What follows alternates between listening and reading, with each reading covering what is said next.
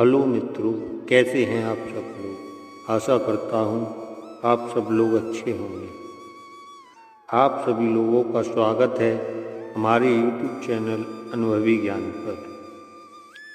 आज हम आपको बाज की कहानी सुनाने जा रहे हैं, तो चलिए चलते हैं कहानी की ओर। एक राज्य में एक राजा राज करता था। उसे पक्षियों से बड़ा प्रेम था। उसके बाग में तरह तरह पक्षियों का बसेरा था। एक दिन उसके दरबार में एक बहेलिया आया। बहेलिया अपने साथ बाज के 2 बच्चे लाया था। उसने दोनों बाज के बच्चे राजा को दिए और बदले में इनाम पाकर लौट गया। राजा बाज के बच्चों को पाकर बहुत खुश हुआ। दोनों बाज राजा के बाग में पलने लगे। जब वे उड़ने लायक हुए तब एक बाज तो उड़ने लगा, मगर एक बाज पेड़ की डाल पर ही बैठा रहा। राजा ने अपने सेवकों से उस बाज को उड़ाने को कहा।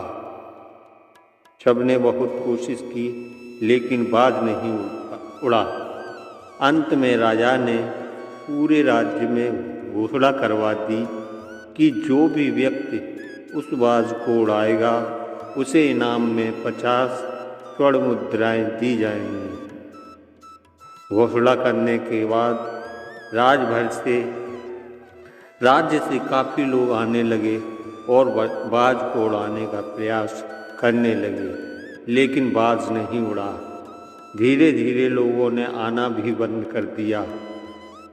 इस पर राजा बहुत चिंतित हो गया और हताश हो गया।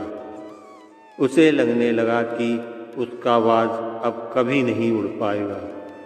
कुछ दिन बीत गए। एक दिन मंत्री एक व्यक्ति को लेकर राजा के पास आया और बोला, महाराज, दूसरा बाज उड़ने लगा।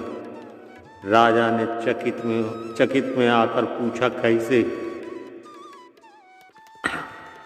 महाराज, इस व्यक्ति ने ये कर दिखाया। मंत्री व्यक्ति की तरफ इशारा करके बोला। राजा ने उस व्यक्ति से पूछा, बताओ, तुमने ये कैसे किया? कैसे तुमने बाज उड़ाया? व्यक्ति बोला, महाराज, मैंने वो डाली काट दी जिस पर बाज बैठा हुआ था।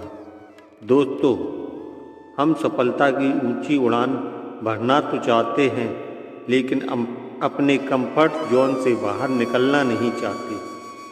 सफलता प्राप्त करने के लिए रिस्क लेना पड़ता है, आराम छोड़ना पड़ता है और जी जान से मेहनत करनी पड़ती है। यदि आप इसके लिए तैयार हैं तो आपको सफल होने से कोई नहीं रोक सकता। लेकिन